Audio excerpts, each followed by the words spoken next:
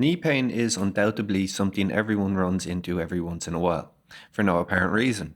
There are certain daily activities we take on that only bring it on occasionally, but there are other ones for people that can provoke it constantly, one of which being going down the stairs. But why exactly is that? Why is knee pain often worse going down rather than up the stairs? And what can you do to help it? Well, today we're going to explain this in detail. But first, as always, please take note of our disclaimer. First off, even though walking up and down these stairs might seem like pretty identical activities, they're actually not for several reasons. Take the knee range of motion between both as a start. It flexes more deeply to about 100 degrees going down the stairs, compared to about 65 degrees going up. Or the fact that gravitational influence on the knee changes too. As opposed to going up the stairs, going down actually involves more force that way. It's been proposed that the knee may need to manage an additional load equivalent to 0.5 times the body weight in the latter scenario. There are even alterations in the type of muscular contraction that's being experienced too. Muscles such as the quadriceps and the glute max in particular are engaged eccentrically upon descension. An eccentric contraction is when a muscle generates force while lengthening, while a concentric one is when it creates force while shortening. Using the bicep curl exercise as an example, lifting a dumbbell up will work the biceps concentrically, while bringing it back down will work them eccentrically. And as a result of the quadriceps and glutes being engaged eccentrically while going down the stairs, they experience greater tension due to things like force-length relationship, mechanical advantage, elastic energy storage, and motor unit recruitment. As well as that, coinciding with the aforementioned muscles lengthening under tension seen with descending stairs, it makes keeping control of the knee that much more difficult than muscular shortening under tension seen with ascending stairs.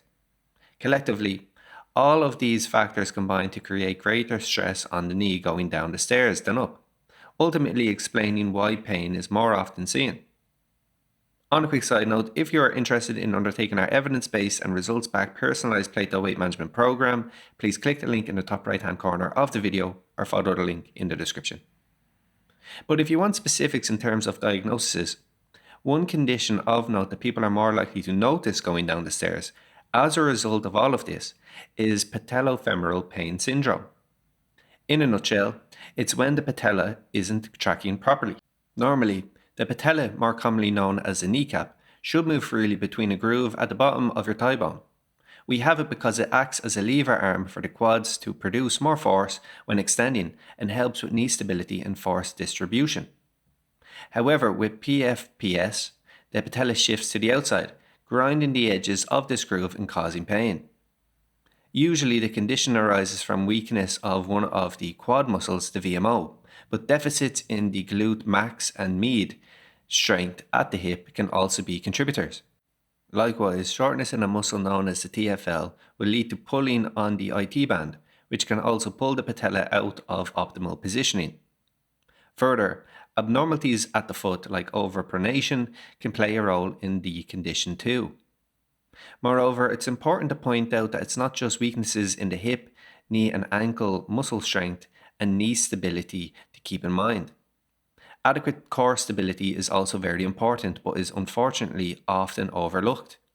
That's because without it, it can have a negative chain reaction down the body, shifting forces unevenly to the knees.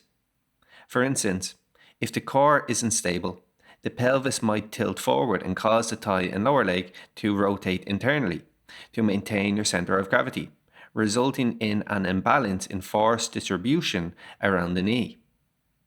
When you think of the core, you might just think of the rectus abdominis, i.e. the six-pack muscle. But technically, the core muscles are made up of various muscle groups that stabilize and support the spine, pelvis, and overall trunk. However, incorporating just 3 exercises into your workouts can help with core stability and improve knee stability: the plank, side plank, and bird dog. Of course, other than PFPS, there are also things knee pain could be, like iliotibial band syndrome, meniscus tears, patellar tendinopathy, osteoarthritis, and potentially nerve entrapments. This highlights why it's a good idea to see a physical therapist for more transparency into what's going on. Nevertheless, if you want basic exercises to see if they can help the problem, try these in addition to the core stability ones we already laid out. First is terminal knee extensions, the second is the glute bridge, third is a clamshell with a resistance band, and the fourth is foam rolling for the TFL. I've left a video link for each in the description section down below. After trying them out, recheck going down the stairs and see if there's an improvement. But what's your thoughts on all of this? We'd love to hear from you in the comment section down below. So that has been our video. Thanks for watching, and I'll see you next time.